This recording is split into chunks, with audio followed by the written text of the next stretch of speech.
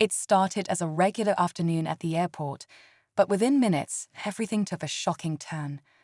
A young black boy, no older than 10, was standing near the terminal window, his eyes glued to the planes taxiing on the runway. His love for aviation was clear. He pointed excitedly, naming aircraft models with impressive accuracy. But then, out of nowhere, a pilot walked up, his face stern. He glanced at the boy, then at his radio, and within moments, the police were on their way. Passengers nearby looked on confused. The boy wasn't doing anything wrong. He was just watching the planes, like so many kids do. But the pilot seemed convinced he was up to something. When the officers arrived, the little boy looked up, nervous and confused. And that's when his mother stepped in. Calm but firm, she walked forward, pulling out her badge. The tension in the air shifted instantly.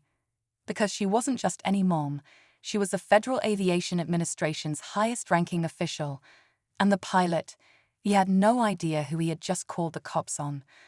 What happened next left everyone in the terminal speechless and made the pilot wish he had handled things very, very differently. Suspicious. The woman's voice was quiet, but sharp, like a knife cutting through the air. You thought my son was suspicious because he was standing near a window, looking at planes. You called the police on a child who was doing nothing but being curious. The officers exchanged uncomfortable glances, unsure how to handle this shift in power. The woman wasn't just a mother, she was the FAA administrator. She had oversight over every flight, every regulation, and every airline in the country. The pilot, in his rush to act, had made an incredibly dangerous mistake, and now he was realizing the full weight of it. The boy, still confused, pulled at his mother's sleeve. "Mom, what's happening? Why are they talking to me?" His voice was small, but the worry in his eyes was unmistakable. The mother knelt down to his level, gently placing a hand on his shoulder. "It's okay, sweetheart. Just stay with me." She looked up at the officers, her eyes hardening. "I trust you'll be reporting this incident." The pilot's face shifted from authority to uncertainty as the woman stepped forward. She was calm, but there was something in her presence that made everyone pause. The officers, who had started questioning the little boy, suddenly seemed unsure of what to do. "Excuse me," she said, her voice steady. "That's my son." The pilot hesitated. "Ma'am, But before he could finish, she reached into her bag and pulled out a credential badge. Not just any badge, the kind that carried serious weight in the aviation world. One of the officers took a step closer, his eyes widening as he read the name. The pilot swallowed hard. You work for the FAA."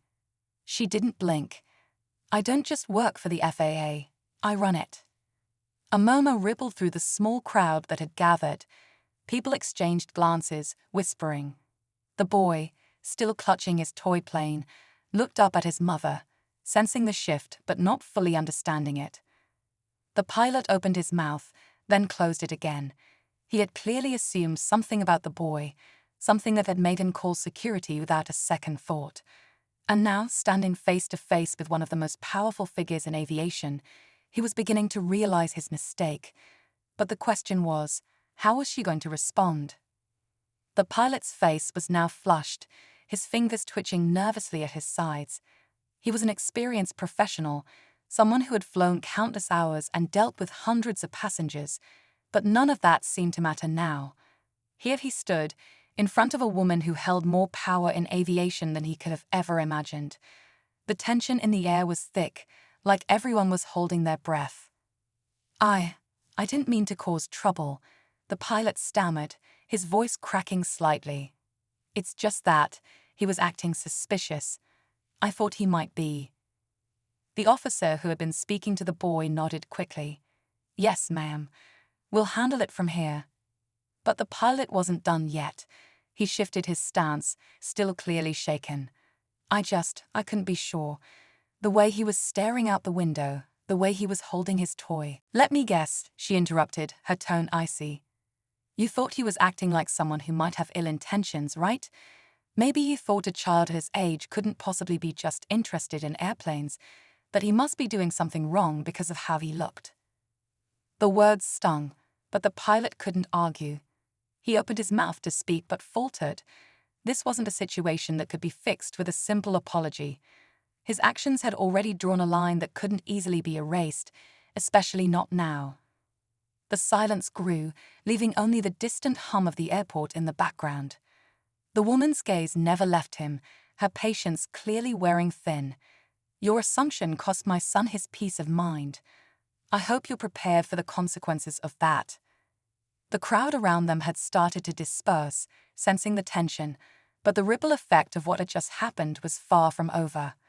Every second felt like it was building to something bigger, and neither the pilot nor the mother could guess how this would all unfold.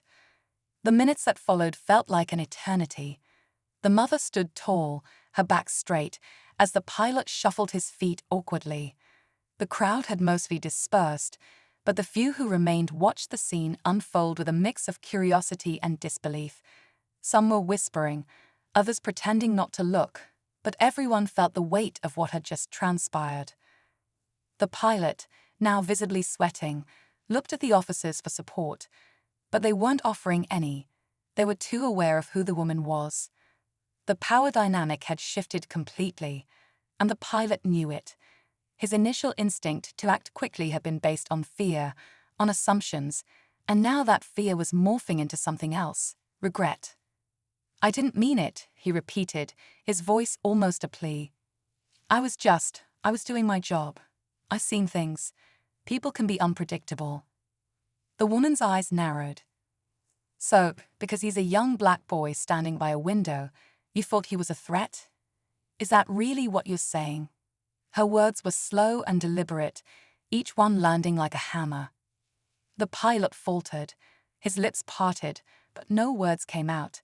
The weight of her question hung in the air, heavy and suffocating. The truth was, he hadn't thought about it that deeply when he made the call. He had reacted. But now, faced with the reality of what he had done, there was no escaping the sting of his own actions. Her son, still holding his toy plane, began to tug at his mother's sleeve again, his small voice barely a whisper. "Mom, I don't like it here. Can we go home?" The woman looked down at her son, her expression softening for a split second before hardening again as she turned back to the pilot. Her voice dropped low. "You'll be hearing from me. I'll make sure this goes through the proper channels. You won't get away with this." The tension in the air thickened as the pilot stood frozen, trapped between his regret and the fear of what was coming next. He opened his mouth once more, but no words came out. The reality of the situation was settling in, the consequences of his actions were just beginning, and they would be far-reaching. The officers, uncomfortable with the silence, exchanged glances. They were just doing their job, but now it was clear that their involvement in this mess would leave a mark. They could feel the shift in the air. The woman had power, and they knew that whatever came next would be significant. The crowd around them seemed to hold its breath, waiting. What would she do? What would happen to the pilot? It was all too much for anyone to fully grasp, but one thing was certain: the aftermath of this moment would ripple out in ways no one could predict, and it was about to get even more complicated. Just as the tension seemed to reach its peak, a voice broke through the thick silence. It was a calm, steady voice, but it carried a certain authority that made everyone stop and turn. "Is there a problem here?" The woman turned, her expression softening only slightly when she saw who it was. A tall man in a dark suit had approached, walking with a purposeful stride. He was older than the pilot, but there was a certain sharpness in his eyes, a quiet power. He held a briefcase in one hand, his presence commanding the room without saying a word. The pilot's eyes widened. "Mr. Williams," he said, almost too quickly, his nervousness evident. "I didn't know you were here." The man, Mr. Williams, looked from the pilot to the woman and her son, his gaze flicking between them with an assessing look. He didn't need to be told who she was. He knew exactly who she was: the FAA administrator, the highest authority in aviation. But what caught the woman off guard wasn't his recognition. It was the coldness in his voice when he addressed her. I've been briefed on the situation, Mr. Williams said, his tone businesslike, but with an edge that made everyone shift uncomfortably. I'm afraid this could be more complicated than you think. The woman's expression hardened once more. Complicated? This was a simple mistake. My son was targeted unfairly. You don't get to complicate that. Mr. Williams' eyes narrowed slightly. I understand your frustration, he said, almost too smoothly. But I think you should hear the full story before you make any judgments. Before the woman could respond, he turned to the pilot. You did what you thought was right. We all understand that. But the boy. He glanced at the child briefly before his attention snapped back to her. Has been on our radar for some time. The woman's heart skipped a beat. What do you mean, on your radar? Mr. Williams didn't flinch. We've been tracking a series of unusual movements from people with connections to aviation, people who may not have the best intentions. Your son, unfortunately, is part of that pattern. The room fell into stunned silence. The woman's face went pale. The pilot's hands shook slightly, his guilt now mixing with confusion. The officers exchanged uncertain looks. They had no idea what was happening, but one thing was clear. This was no longer just a simple misunderstanding. There were layers to this, layers no one had anticipated. The boy, still clutching his toy plane, looked up at his mother, sensing the shift in energy. Mom, what's going on? I don't understand. Her jaw tightened. This was not just a mistake on the pilot's part. This was something far deeper, and she had no idea what it meant for her family. What had she just stepped into? As the weight of Mr. Williams's words sank in, a chilling realization began to settle in. Her son was tied to something far bigger than any of them could have imagined, and whatever came next would change everything. The stakes had just escalated in a way that no one could have predicted. The room was dead silent as Mr. Williams's words hung in the air. The woman's face went pale, her mind racing to process what he had just said.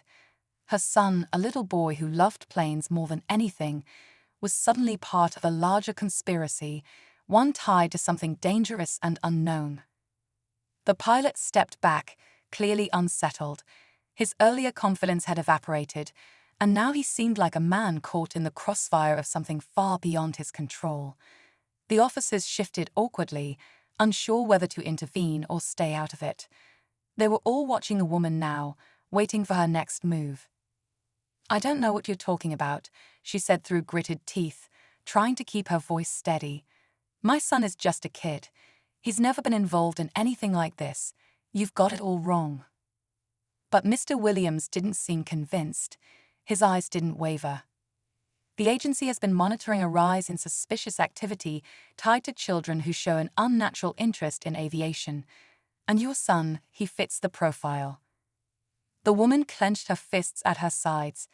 You're suggesting my son is a threat because he likes planes? Yes, Mr. Williams replied coolly. And